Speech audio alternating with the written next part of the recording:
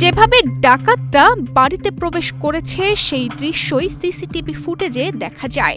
মুন্সিগঞ্জের সিরাজদি খান উপজেলায় কুয়েত প্রবাসী মোহাম্মদ আলামিনের বাড়িতে সংগঠিত হয়েছে দুঃসাহসিক ডাকাতি।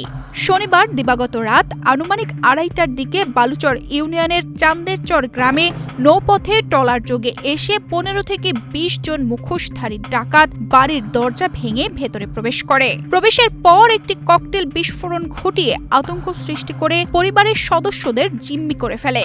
ডাকাতরা দা, চাইনিজ কোরাল ও শটগান ব্যবহার করে প্রায় 26 ভরি স্বর্ণালংকার, নগদ 5 লাখ টাকা, কুয়েতি মুদ্রা ও 2টি মোবাইল ফোন লুট করে নেয়। পরিবারের দাবি, লুট হওয়া মালামালের মূল্য প্রায় 50 লাখ টাকা।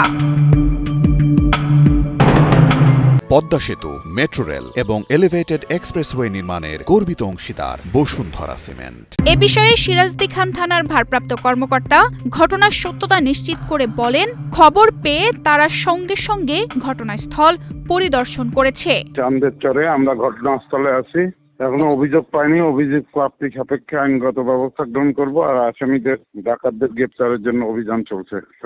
যে ককটেল বিস্ফোরণ ঘটানো হয়েছে বা ওনাদের যে জিম্মি করেছে এই বিষয়ে সত্যতা পেয়েছেন কিনা? জি জি জি জি আমরা ঘটনাস্থলে আছি। আমাদের সার্কেল এসপি স্যার সহ এডিশনাল এসপি স্যার সহ আমরা সবাই ঘটনাস্থলে আছি। তানজিদা রহমান, ইনায়া, বাংলাদেশ প্রতিদিন।